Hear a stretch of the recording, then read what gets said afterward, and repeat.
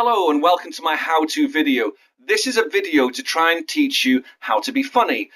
Maybe not how to be funny, but how to recognize if what you're doing is funny. Now, a good gauge or gauge as to how funny you are is whether people are laughing. Now, often you will tell a joke or you will say something in a humorous manner and people will laugh.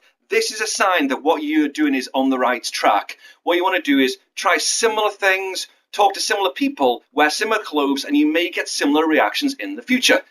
Now, my second tip in creating humor that is acceptable for a public audience is basically make sure that when you're talking to the camera, you are not staring at the TV. Now, I did touch upon this on a previous video, but it's important to look at the camera.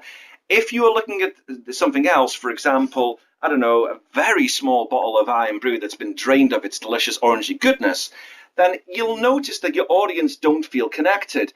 I'm talking to this Irn-Bru bottle, and granted, it's looking back to me in a very loving manner. Look at the condensation built up in that bottle, actually. It's stunning.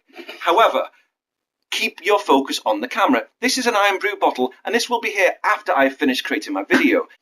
Tip number 3, and I've created an acronym for this, SO. It stands for skin order. Now, a classic mistake a lot of comedians make when they start creating their first sketches is they wear their skin in the wrong order.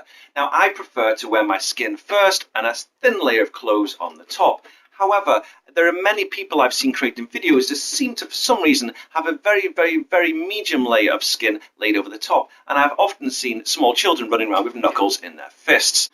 An important tip, this is tip number 4, is do not talk about insurance too long.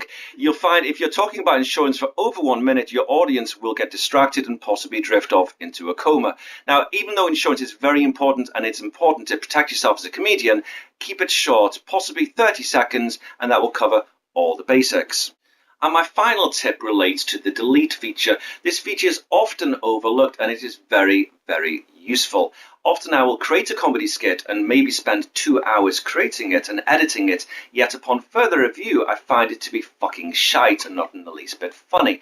Now, it's easy to delete such a creation. However, I've noticed if you are performing live, for example at a bus stop or in a comedy club, it is not so easy to delete your mistakes.